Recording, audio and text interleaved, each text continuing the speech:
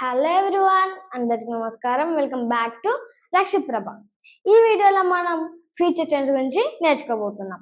Future tense అనేది మనకు జరగబోయే పనుల గురించి తెలియజేస్తుంది. ఈ టెన్స్ ని మనం తెలుగులో భవిష్యత్తు కాలం అని అంటాం. ఫ్యూచర్ టెన్స్ లో మనకు 4 సబ్స్టెన్సెస్ అనేవి ఉంటాయి. Simple future tense, future continuous tense, future perfect tense, future perfect continuous tense. Now simple future tense మరియు ఫ్యూచర్ కంటిన్యూస్ టెన్స్ గురించి నేర్చుకుందాం. ఫస్ట్ సింపుల్ ఫ్యూచర్ టెన్స్ గురించి చూద్దాం. Simple future tense is used to describe an action that will happen in the future. అంటే ఈ simple future tense అనేది మనకు జరగబోయే పనుల గురించి తెలియస్తుంది. అవి ఎలాంటివంటే మన వార్నింగ్స్ని, ప్రామిసెస్ని, ప్రిడిక్షన్స్ని, అంటే మనం ఎస్టిమేట్ చేస్తుంటాం కొన్ని యాక్షన్స్ని, వాటి గురించి తెలియజేస్తుంది. మరియు ఇన్స్టాంట్ డిసిజన్స్ని కూడా తెలియజేస్తుంది. అంటే ఇప్పుడు ఎగ్జాంపుల్ చూసినట్లయితే, నేను రేపు స్కూల్కి వెళ్తా, నేను వెళ్ళాను అని చెప్పట్లేదు, వెళ్తున్నా అని చెప్పట్లేదు, వెళ్తాను అని చెప్తున్నా. వెళ్ళాను అంటే అది పాస్ట్ కిందకి వస్తుంది, వెళ్తున్నాను అంటే ప్రెజెంట్ కిందకి వస్తుంది, వెళ్తాను అంటే అది ఫ్యూచర్ అవుతుంది. మనం already past tense and present tense మొత్తం నేర్చుకున్నాం. ఓకే, ఇలా మనం వెళ్తున్నా అనే ఫ్యూచర్లో, రేపు అనేవాడు ఇలా ఫ్యూచర్లో వచ్చిన వాటి ఇలా ఫైండ్ చేయాలన్నమాట. ఓకే, నౌ సింపుల్ ఫ్యూచర్ టెన్స్లో సెంటెన్సెస్ ఎలా ఫామ్ చేయాలో చూద్దాం.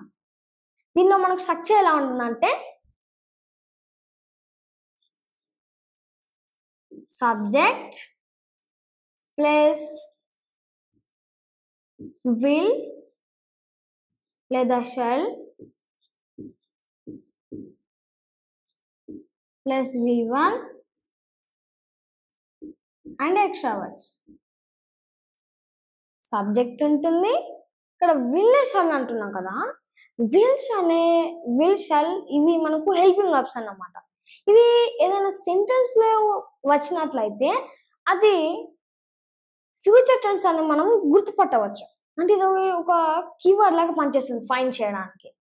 ఓకే, ఈ షల్ ఉంది కదా, ఈ షల్ని మనం రిక్వెస్ట్ చేయడానికి, పర్మిషన్ అడగడానికి క్వశ్చన్స్ లో వాడతాం.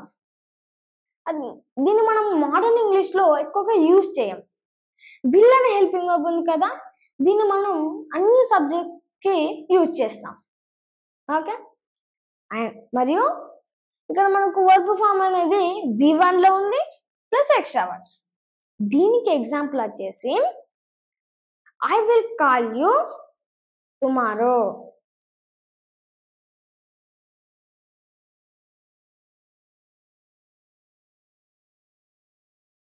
నేను నీకు రేపు కాల్ చేస్తాను.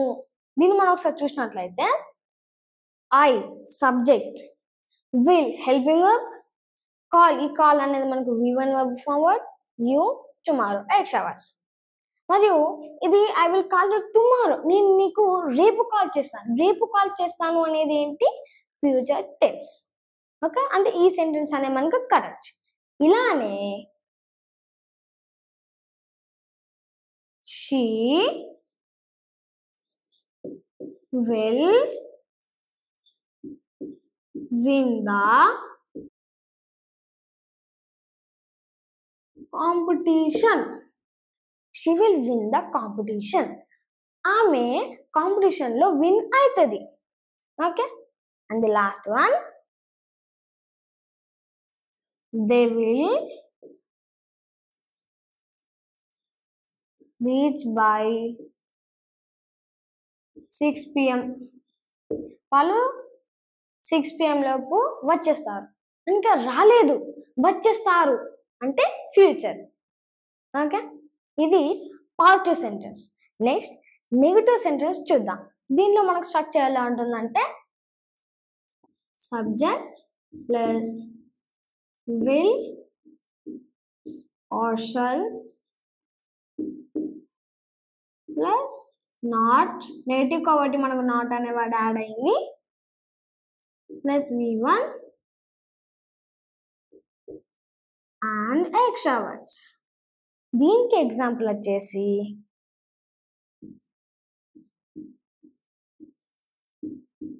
I will not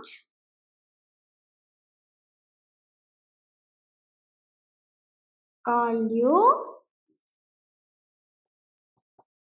tomorrow. ఇక్కడ పడట్లే అని ఇక్కడ డబ్ల్యూ రాస్తున్నాను నేను. Tomorrow. I will not call you tomorrow. నేను నీకు రేపు కాల్ చేయను. అండ్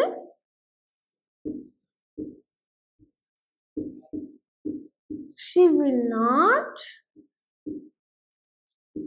win the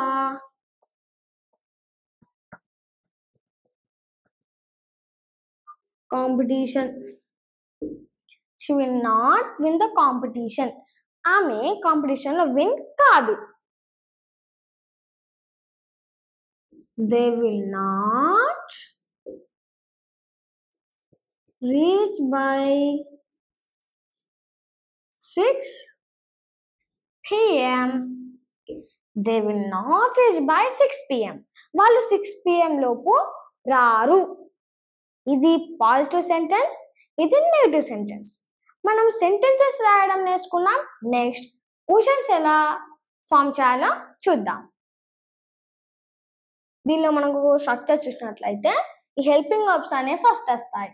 విల్ లేదా shall helping verbs plus subject plus V1 plus extra words. దీనికి ఎక్స్ట్రా వర్డ్స్ మరియు క్వశ్చన్ మార్క్. దీనికి ఎగ్జాంపుల్ చూసినట్లయితే shall I call you tomorrow. ఇది మనం నార్మల్గా రాసేటప్పుడు కూడా అది మనకు ఒక రిక్వెస్ట్ లేదా పర్మిషన్ లాగా ఉంది కాబట్టి మనం క్వశ్చన్స్లో షల్ అనే హెల్పింగ్ వర్బ్ వాడాం. Okay, shall I call you tomorrow. నేను నీకు రేపు కాల్ చెయ్యాలా. ఇది చూసినట్లయితే పర్మిషన్ లాగా ఉంది. Okay, and future. Next will she win the competition. ఆమె కాంపిటీషన్లో విన్ అవుతుందా అని ఇంకా కాలేదు, అవుతుందా అని అడుగుతున్నాం ఫ్యూచర్లో. Will they reach by 6 p.m. వాళ్ళు 6 p.m. లోపు వచ్చేస్తారా. ఇది positive questioning. Next negative questions ఎలా ఫామ్ చేయాలో చూద్దాం. దీంట్లో స్ట్రక్చర్ ఎలా ఉంటుంది, సేమ్ ఇలానే ఉంటుంది కానీ హెల్పింగ్ వర్బ్స్ అనేవి ఫస్ట్ వస్తాయి.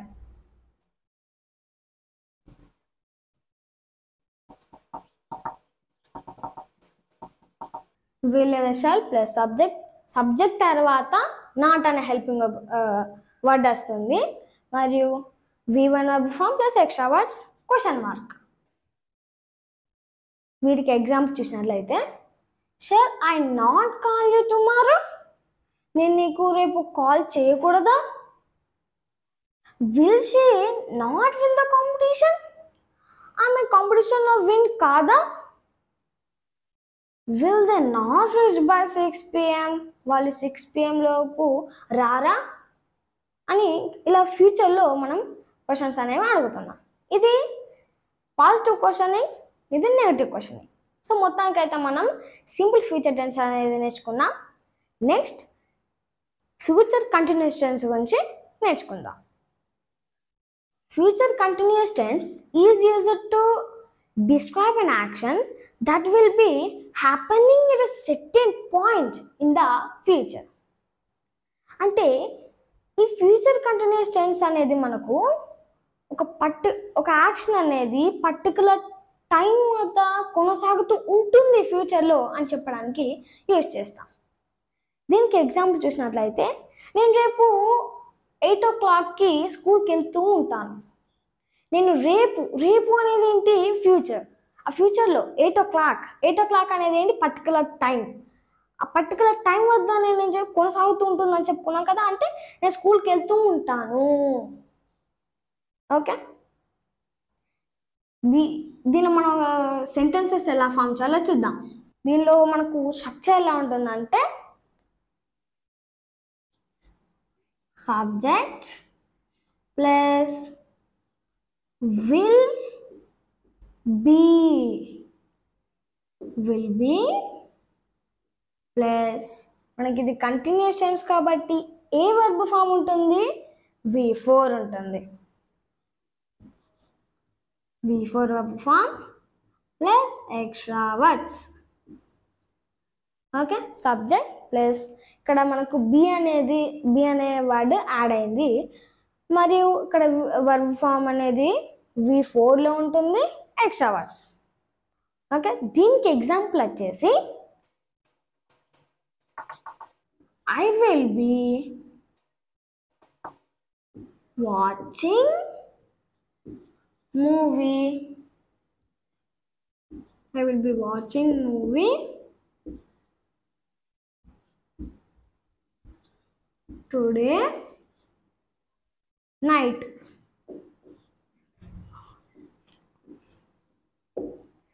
ఈరోజు నైట్ నేను మూవీ చూస్తూ ఉంటాను.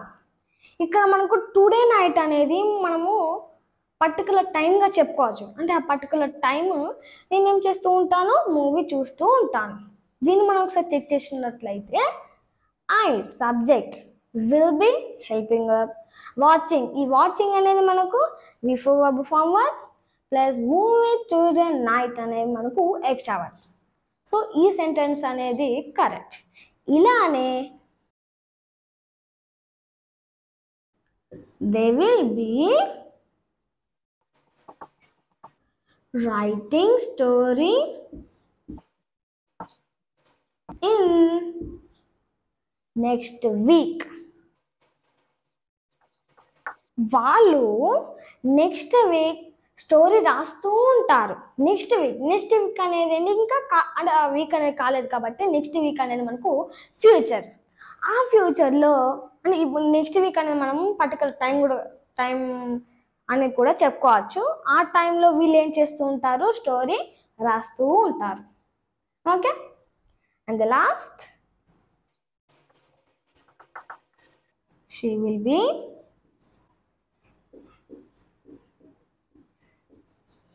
cooking dinner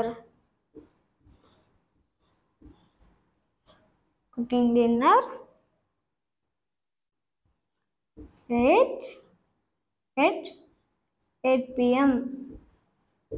She will be cooking dinner at 8 p.m. ఆమె 8 p.m. కి డిన్నర్ ప్రిపేర్ చేస్తూ ఉంటుంది. ఇక్కడ 8 p.m. అనేది ఏంటి, పర్టికులర్ టైం. ఓకే, ఆ పర్టికులర్ టైం వద్ద ఈమె ఏం చేస్తూ ఉంటుంది, కుకింగ్ చేస్తూ ఉంటుంది. ఓకే, ఇది పాజిటివ్ టెన్స్ అంటే sentence farming. Next negative sentence ఎలా ఫామ్ చేయాలో చూద్దాం. దీనిలో మనకు స్ట్రక్చర్ ఎలా ఉంటుంది, subject plus will not, will be plus not plus V4 and extra words. Subject plus will be plus ఇది నెగటివ్ కాబట్టి not plus V4 verb form and extra words. దీనికి ఎగ్జాంపుల్ చూసినట్లయితే will be not watching movie. I will be not watching movie today night.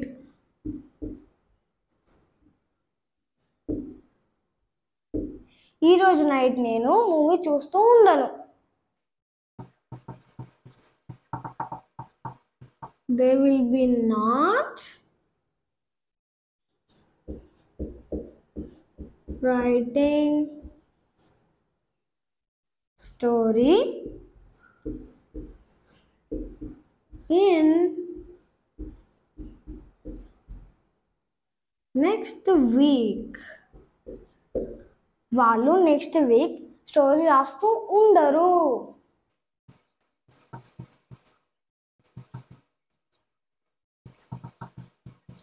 She will be not cooking dinner at 8 p.m. ఆమె 8 p.m. కి dinner prepare చేస్తూ ఉండదు. Okay, ఇది positive sentence farming, ఇది negative sentence farming. Next questions farming ఉంది కదా, అది నేను మీకు చెప్పాను. నేను ఇక్కడ సింపుల్ ఫ్యూచర్ టెన్స్ క్వశ్చన్స్ రాస్తాను కదా, అది రాయడానికి ఒక ట్రిక్ ఉంది. మరియు నా నెక్స్ట్ వీడియోస్ చూసినట్లయితే, అంటే ప్రీవియస్ వీడియో చూసినట్లయితే, దాంట్లో కూడా నేను ఒక ట్రిక్ అనేది యూజ్ చేసి క్వశ్చన్స్ అనేది ఈజీగా రాసేసాను. మీరు నా ప్రీవియస్ వీడియోస్ చూసి క్వశ్చన్స్ ఎలా రాయాలో మీరే నాకు కామెంట్లో సెండ్ చేయండి. So this is about simple future tense మరియు future continuous tense. In next video, we will discuss about the future perfect tense and future perfect continuous tense. Amen. 8 PM ki dinner కోసం cook ఏమని చెప్పాలి? ఆమె 8 o'clock కి dinner prepare చేస్తూ ఉంటుంది. Dinner prepare okay, మళ్ళీ ఇట్లా చెప్తా. మరియు ఈ వీడియో కనుక మీకు నచ్చినట్లయితే లైక్ చేయండి, మరిన్ని వీడియోస్ కోసం సబ్స్క్రైబ్ చేయండి. Thanks for watching. Bye friends.